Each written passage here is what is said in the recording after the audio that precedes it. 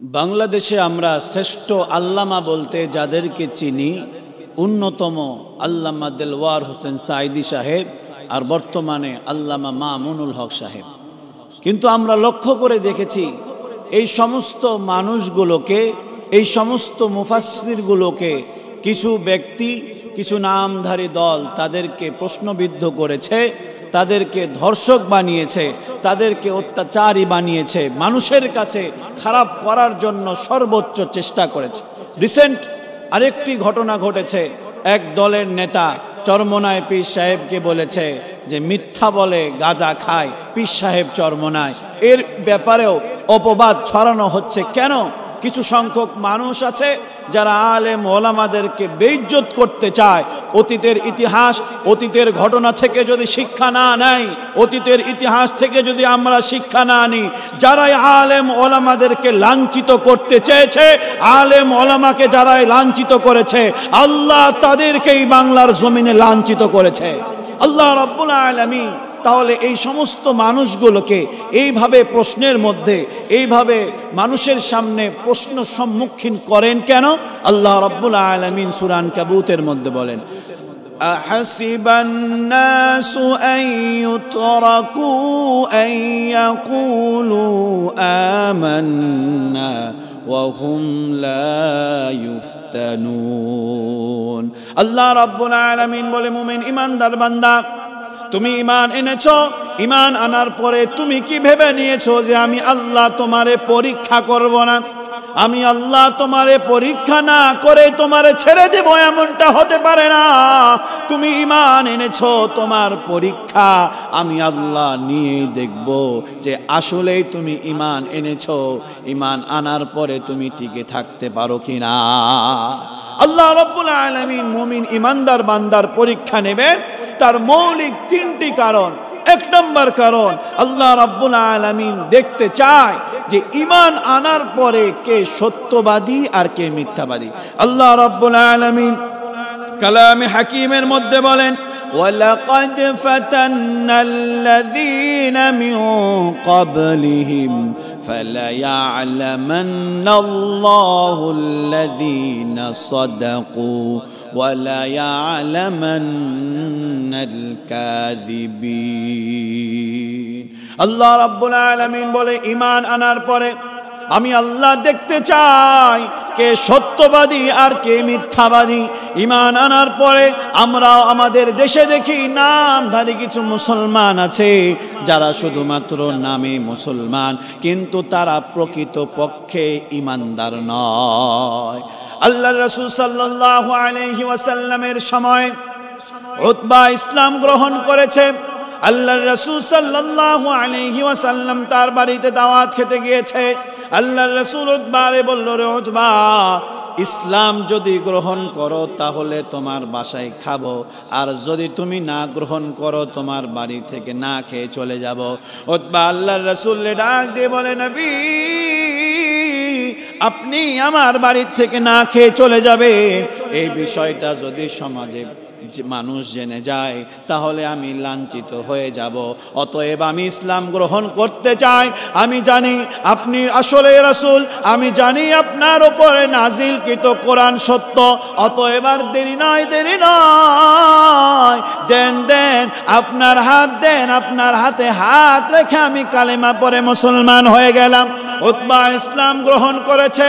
মক্কার অলিতে গলিতে এই আওয়াজ পৌঁছে গিয়েছে। উতবার কাছে তার বন্ধুরা এসে বলে, উতবা, শুনেছি ইসলাম গ্রহণ করেছো। উতবা ডাক দিয়ে বলে, হ্যাঁ হ্যাঁ হ্যাঁ, ইসলাম গ্রহণ করেছি আমি। উতবা বলে, আমি ইসলাম গ্রহণ করে অনেক আনন্দিত। উতবার বন্ধুরা বলে, বন্ধু, এতদিন আমরা ভেবেছিলাম তুমি আমাদের প্রকৃত বন্ধু, কিন্তু আজকে তো আমরা দেখলাম তুমি আমাদের সাথে নিমক হারামি করেছ। উতবারে ডাক দিয়ে বলে, যদি আসলেই তুমি প্রকৃত বন্ধু হয়ে থাকো তাহলে মুহাম্মাদের ইসলাম গ্রহণ করেছো, তা তোমারে ছাড়া লাগবে। আল্লাহর রাসূল সাল্লাল্লাহু আলাইহি ওয়াসাল্লামের মুখে থুতু মারা লাগবে। উতবা বলে না না না, এমন করতে পারবো না। তার বন্ধুরা বলে বন্ধুত্ব যদি ঠিক রাখতে চাও তাহলে মুহাম্মদের মুখে তোমারে থুতু মারা লাগবে। বন্ধুত্ব ঠিক রাখার জন্য উতবা মিথ্যাবাদী সাব্যস্ত হয়ে গেল। আল্লাহর রাসূল সাল্লাল্লাহু আলাইহি ওয়াসাল্লামের কাছে গিয়ে আল্লাহর রাসূল ডাক দিয়ে বলে মুহাম্মদ, গতকালকে যে ইসলাম গ্রহণ করেছিলাম আজকে সেই ইসলাম ত্যাগ করার জন্য এসেছি। তোমার ধর্ম আর মানব না। ইসলাম গ্রহণ আমি করেছিলাম, ইসলাম আমি ত্যাগ করলাম। আল্লাহ রাব্বুল আলামিন কালামে হাকিমে উতবার অবস্থার কথা বলেছে। কিয়ামতের মাঠে উতবা দাঁড়ায়া বলবে ইয়া ওয়াইলাতা লাইতানি লাম আত্তাখিয ফুলানান খলিলা। উতবা ডাক দিয়ে বলবে রে দুনিয়ার মানুষ, আমি ইসলাম গ্রহণ করেছিলাম, ঈমান নামক মহামূল্যবান দৌলত আমার বাসায় চলে এসেছিল। আমি এই ঈমান গ্রহণ করার পরে মিথ্যাবাদীদের কথা শুনে ইসলামকে আবার ত্যাগ করেছিলাম। এই দুনিয়ায় আমার চাইতে বড় অসহায় আর কেউ নাই। এক নম্বর কারণ, আল্লাহ রাব্বুল আলামিন পরীক্ষা করে দেখতে চায় যে ঈমান গ্রহণ করার পরে কে সত্যবাদী আর কে মিথ্যাবাদী। আল্লাহ রাব্বুল আলামিন দ্বিতীয় নাম্বার কারণ, আল্লাহ দেখতে চায় ঈমান আনার পরে কে মুনাফিক আর কে মুমিন, আল্লাহ বাছাই করতে চায়। আল্লাহ রাব্বুল আলামিন সূরা আনকাবুতের 10 এবং 11 নম্বর আয়াতের মধ্যে বলেন ওয়া মিনান নাসি মান ইয়াকুলু আমান্না বিল্লাহ ফাইযা উযিয়া ফিল্লাহি জাআলা ফিতনাতান নাসি কা'আযাবিল্লাহ ওয়া লা ইন জাআ নাসরুম মির রাব্বিকা লায়াকুলুন্না ইন্না কুন্না মা'আকুম আওয়ালাইসা আল্লাহু বিআ'লামা বিমা ফি সুদুরিল আলামিন। আল্লাহ রাব্বুল আলামিন বলে তোমাদের মাঝে কতক মানুষ এমন আছে যারা ইসলাম গ্রহণ করেছে, ঈমান এনেছে, এরপরে তোমাদেরকে বলে আমরা তোমাদের দলে আছি।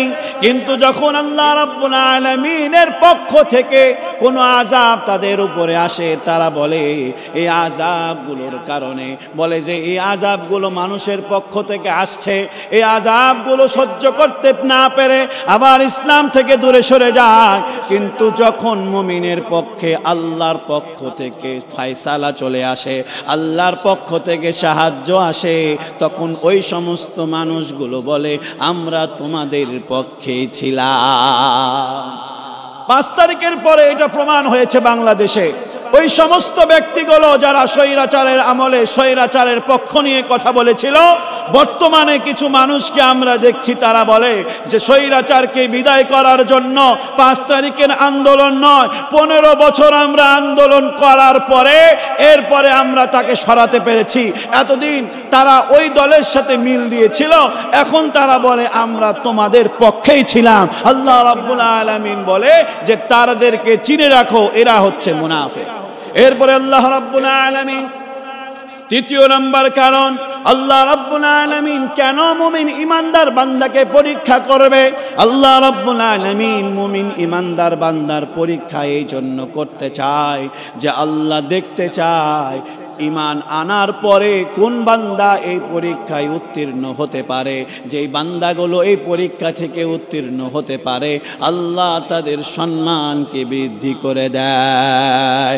আল্লাহ রাব্বুল আলামিন কালামে হাকিমের মধ্যে বলেন ওয়ালাকিন লিয়াবলুয়াকুম ফীমা আতাকুম ফাস্তাবিকুল খায়রাত। আমি আল্লাহ রাব্বুল আলামিন তোমারে যা কিছু দিয়েছি এর মধ্যে থেকে পরীক্ষা নিব কিসের জন্য?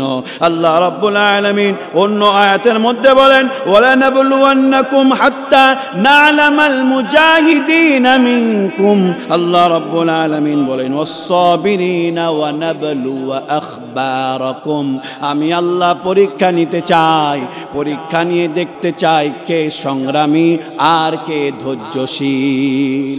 এর দ্বারা প্রমাণিত হয় এইটা যে আমাদের কোরআনের পাখি শহীদ আল্লামা দেলওয়ার হোসেন সাঈদী সাহেবকে তারা যে নির্যাতন করেছিল, তারা যা অত্যাচার করেছিল, আল্লামা দেলওয়ার হোসেন সাঈদী সাহেব ধৈর্যের পরীক্ষা দিয়েছিলেন, আল্লামা মামুনুল হক সাহেব ধৈর্যের পরীক্ষা দিয়েছিলেন। তাদের উপরে যে নির্যাতন করা হয়েছিল, তবুও তারা ঈমান থেকে পিছপা হয় নাই। আমাদের কোরআনের পাখিকে বলা হয়েছিল তুমি অন্য দল করো, অন্য দলের নেতৃত্ব তোমাকে দেওয়া হবে, বাংলাদেশ তোমাকে উপহার হিসেবে দেওয়া হবে, শুধুমাত্র কোরআনের হক কথা বলা তোমাকে বন্ধ করতে হবে। আল্লামা দেলওয়ার হোসেন সাঈদী সহ বাংলাদেশে আল্লামা মামুনুল হক সহ হকপন্থীর আলেম ওলামারা আমাদেরকে এই শিক্ষা দিয়েছে, বাতিলের সামনে মাথা নত নয়, ঈমান কখনো হারানো যাবে না। ঈমানের পক্ষে থেকে শাহাদাত বরণ করতে হলেও ঈমানের পক্ষে থাকা লাগবে। সম্মানিত উপস্থিতি, আল্লামা মামুনুল হক, আল্লামা দেলওয়ার হোসেন সাঈদী সহ মুফতি আমির হামজা, এই ব্যক্তিগুলোকে মানুষ ততক্ষণ পর্যন্ত তেমন চিনত না, যখন আল্লাহ রাব্বুল আলামিনের পরীক্ষা এসেছে এরপরে যতটুকু মানুষ চিনেছে। মুফতি আমির হামজা সাহেবকে মানুষ ততটুকু চিনত না যখন সে কারাবন্দী হয়েছে। 3 বছর কারাগারে থাকার পরে আজকে তার জনপ্রিয়তা আকাশচুম্বী হয়ে গিয়েছে। কেন? আল্লাহ রাব্বুল আলামিন পরীক্ষা নিয়ে তাদের সম্মান বৃদ্ধি করে দিয়েছে। আপনার আমার যদি পরীক্ষা আসে, এই পরীক্ষাগুলো ধৈর্যশীলদের অন্তর্ভুক্ত হয়ে যদি আমরাও এই পরীক্ষায় উত্তীর্ণ হতে পারি, আল্লাহ রাব্বুল আলামিনের পক্ষ থেকে আমার আপনার উপরেই ফয়সালা আসবে।